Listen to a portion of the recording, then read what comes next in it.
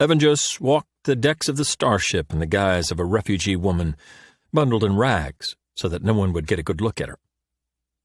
She had not achieved authenticity as one of the albino people. They were aliens to her, chinless and long-necked. She kept her misshapen attempt at one of their faces buried in scarves and woolens. She listened. She searched in vain for familiar customs or familiar languages. Where might she find Yarasunsa, who were loyal to her? Where were the royals, the nobles? Families huddled around lanterns or rubbish heaps lit on fire.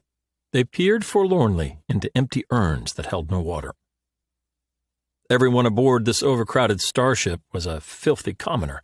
Worse, they were foreign. They did not pray to the goddess empress as they should. Instead, they whispered prayers to a giant. Evangelos thought she knew their big savior, Ariok. He had rescued her as well. This starship was crude, just an empty shell. It was devoid of furnishings or basic plumbing. It was horrifically overcrowded. If Ariok had made this place, as his worshippers believed, well, he hadn't done a very good job. Unimpressive. As for the refugees, although they traveled in a vessel capable of delivering them to a new world, their minds held no recognition of that fact. They were nothing but ignorant cave dwellers.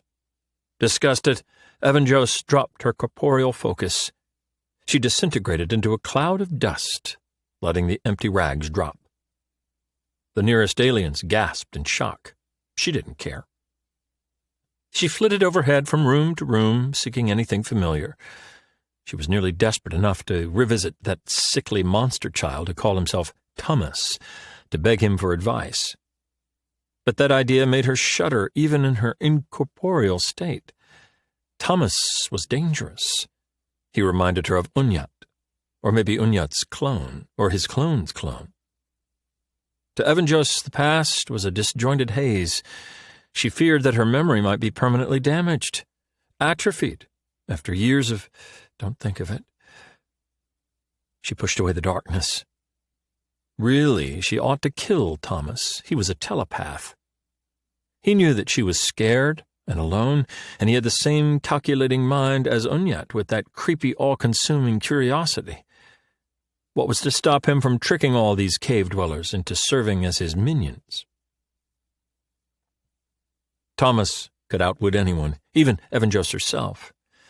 That made him an obvious threat. He should be eliminated. Yet Evangelos had a disturbing sense that she owed the monster child an enormous debt of gratitude. He had saved her from that, no, don't think, that hellish pit of despair. Memories kept seeping into her subconsciousness, like sludge filling an ancient well.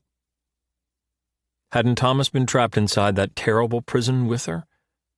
Hadn't he tried to comfort her in there? He had. And he had saved her after so many others had tried and failed.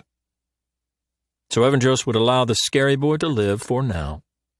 But if he showed the least sign of becoming like Unyat and masterminding a plot against her, well, her generosity and tolerance had limits. An eerie keening caught her attention. It was followed by another ululating wail and another. Albino maidens marched in a procession, 8 abreast.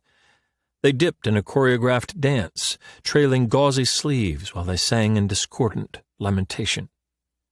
The bereaved maidens preceded an enormous bier carried by a formidable troop of Nusians. Upon that platform lay Ariok.